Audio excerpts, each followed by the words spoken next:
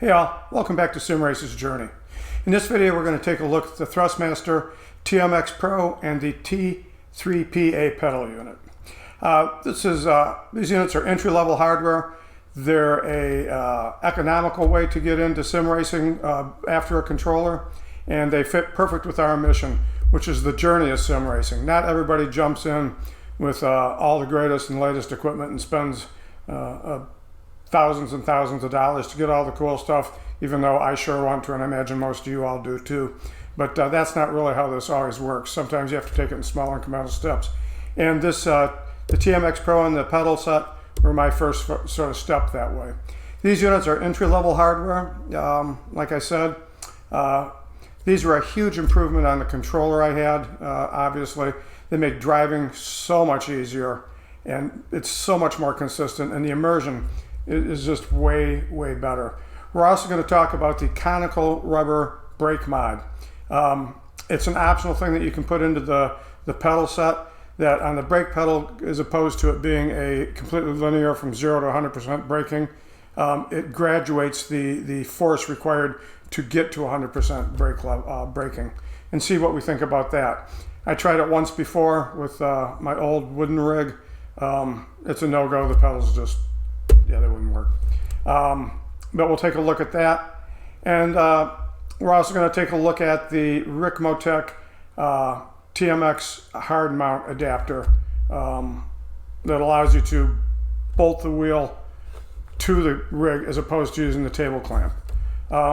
We've got links below to all the products that we've reviewed, and we've also got some helpful tips in assembling that Ricmotech in the video coming up. We also have links to all the gear we use to video, as well as all the gear that we have for sim racing. And like I say, anything we put in a link is a product we believe in, that we trust, and we recommend. You have our word on that. And if you're getting some value out of this, and we hope you are, hit like and subscribe down below. Now let's just get on with the review. This is the business end of the TMX wheel, 11.5-inch diameter wheel.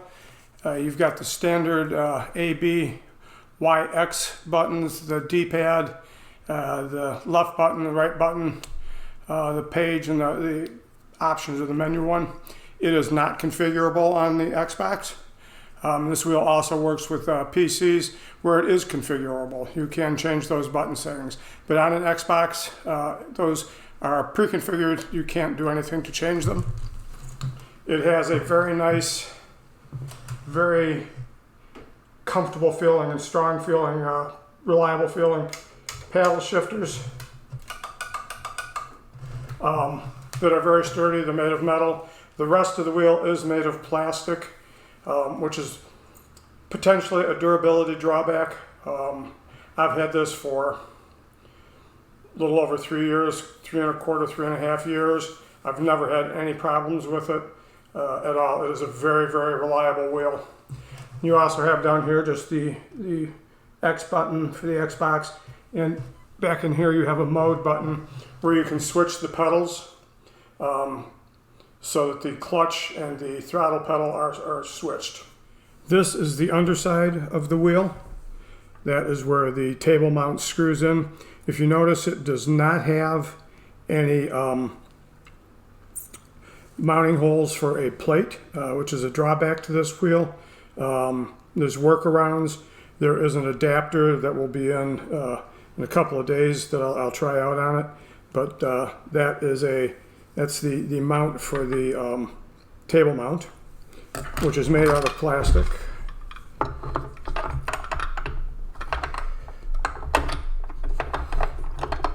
So this is the back of the wheel, where the power supply and the accessories plug in. This port here is for the optional shifter. If you have one, it plugs in there. And this is where the brakes plug in. So that's that. And this is the power and the connection to the Xbox cord right there. Now we're going to take a look at the Thrustmaster T3PA pedal set that came with this. It's a basic unit, a 3-pedal unit. It's got some pretty cool features though. One of them is that the pedals are adjustable both up and down and left and right within the spacing of the bolts here. It's a nice feature. I've never used it. I'm comfortable with where the pedals are, but basically all you have to do, you take this little tiny 2.5 millimeter Allen wrench and you get in there. I'm not actually going to do it, but you just take it off, move it over to line those holes up with the holes that are in the actual pedal mount itself, and tighten it down, and you've increased your space. So you can widen it or bring everything closer together depending on your needs. What I don't like about this particular setup is that this little tiny 2.5 millimeter hole would be fairly easy to strip out. I've stripped my fair share of screws in the years, so make sure you don't over tighten them when you put them in. They're not going anywhere, so that you don't need a whole lot of torque on those. The other thing they have is an adjustable pedal angle, and I will use a graphic out of the manual to explain that. And there's one other really cool feature that we're going to touch on now, about the Conical Rubber Brake Mod. Not comical, conical. It is designed to simulate a load cell effect, if you will, as opposed to what you have now. There's a spring. It's a constant rate spring. The force of the spring in the clutch and the brake is twice that of the throttle. So you've got some resistance, but you have no increasing resistance like the brake pedal in a car. The harder you push, the more resistance you get. This doesn't have that. So you rely on muscle memory. Is this just short of locking the brakes up, or is it down here? This is intended to give you some feel as this cone is compressed. And it mounts in the back, and we'll show you that. The Conical Rubber Brake Mod installation is fairly easy. If you look down in there, you can see this boss right there. The brake mod itself has a hole that corresponds in size to that. It fits over that.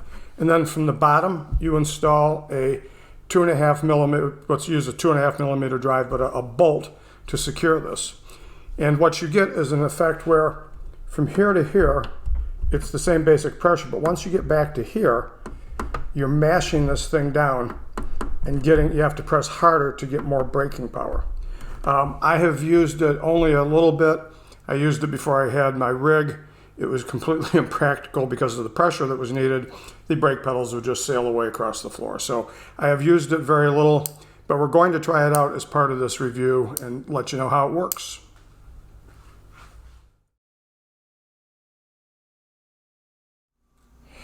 So we're going to install the Ricmotech Hard-Mount Adapter for the Thrustmaster T150, and in this case, the Thrustmaster TMX Pro. We didn't think this would be here in time for this review, so we're going to install it and see how it works, how easy it goes on, that type of thing. And I'm excited about it because one of the things I didn't like about the TMX was that you had to use the desk mount or the table mount. It did not have built-in mounting holes in the wheel unit itself, which surprised me since the pedals have the built-in, mounting holes for the various rigs, but the wheel didn't. But this, hopefully, will solve that problem. So we're gonna install that. The first thing we're gonna do is we're going to take off the old table mount, and now we're going to put on the Ricmotech unit. One modification we made was these two holes here, well this one actually, they're designed to provide like a pocket for that screw right there to fit into. To me it looked a little tight for that to fit into, so I got a drill and just sort of enlarged that hole a little bit. Gives me a little bit more comfort that that screw will actually fit into that hole, and we can go from there.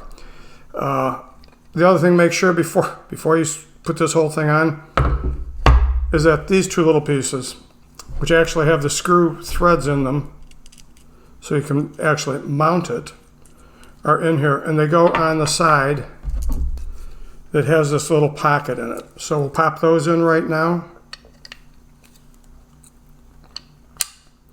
And they go down against the wheel. you line this hole up here with the boss that used to have the table mount in it.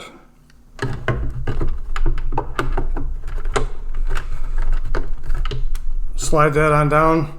This big old bolt that comes with it takes the place of the table mount bolt.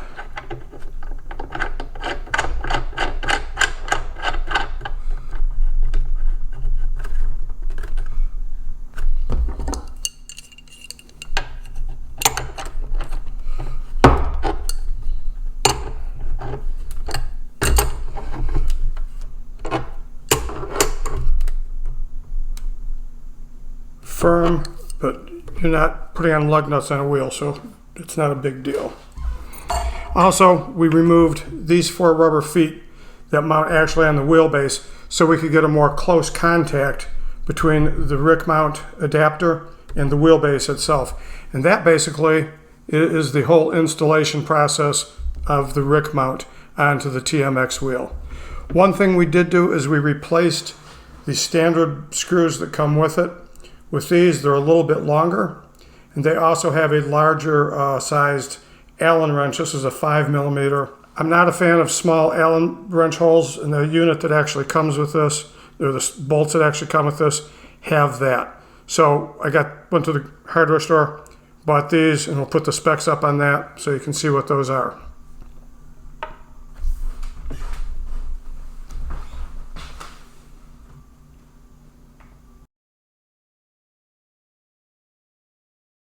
We'll just take a lap or so, let you know my impressions of it. You know, admittedly I've been using it for a long time, about 3 years. So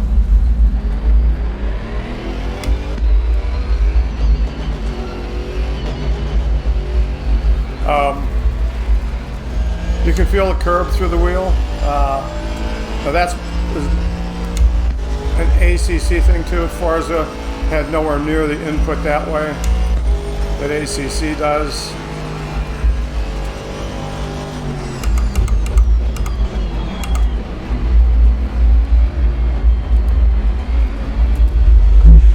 I've never used a DD wheel, direct drive wheel, so I don't have anything to compare it with that way.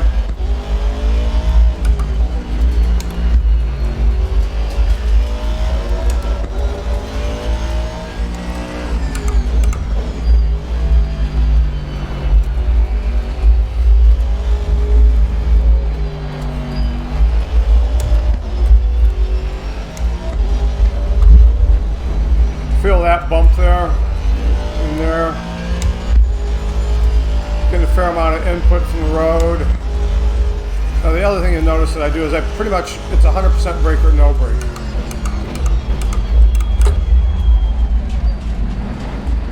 We'll hit this curb. If you hit it hard, if you hit it right at the angle, the wheel really jerks in your hand, giving you some feedback that you really don't belong there probably. Feel some bumps in the track right in through there. Again, 100% braking.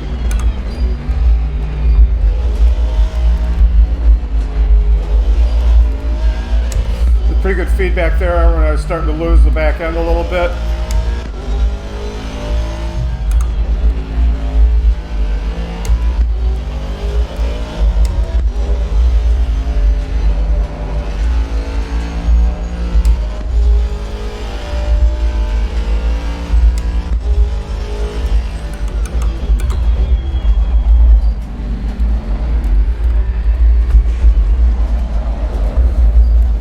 You feel both the tail slide there and that curve big time.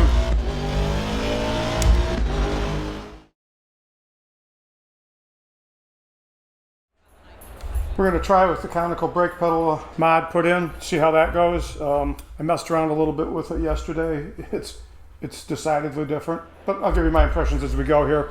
I also found out that you absolutely can't wear socks. You have to wear a slipper or a shoe. My tennis shoes are too thick. There's not enough feel in them, so I'm wearing one of my ever so stylish slippers. We also don't have a second camera for the foot, for the pedals, so you can see what's going on there. So I apologize for that, but technology is, as we all know, technology. So here we go.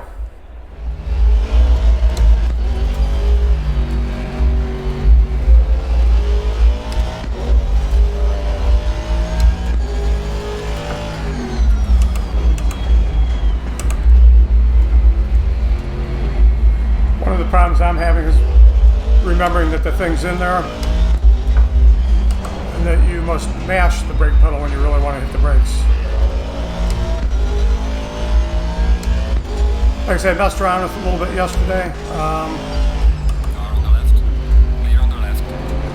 And it is an adjustment. 3.5 years of not having it in there.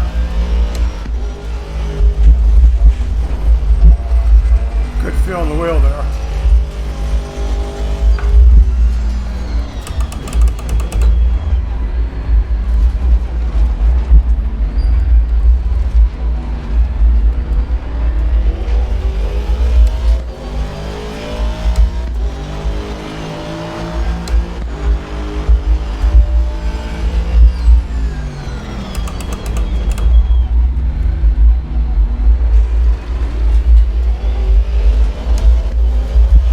Definitely a learning curve. Well, there's absolutely a much more real feel.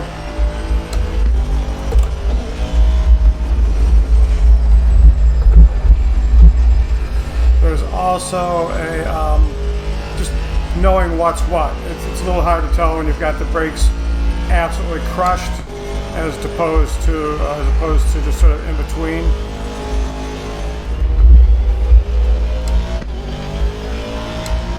I think with getting used to, I like it.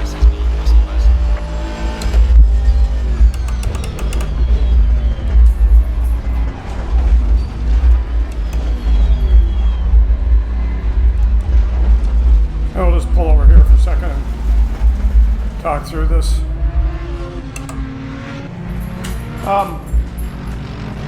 I think once I'm used to it, I think I'll really like it. It is a huge change. From sitting with a brake pedal that has continuous resistance from 1% to 100%, to this it has linear resistance from, I don't know, maybe 0 to 30%, and from 30 to 100, it's ever increasing. And finding your way through that, Liza, shush, pardon the dog, she just gets excited. That'll be a learning curve. It is, like I say, it's very different, something to get used to, but that's the Conical brake pedal, and we'll wrap this thing up with the wrap up and just go through the different things about it and our impressions, and see you there.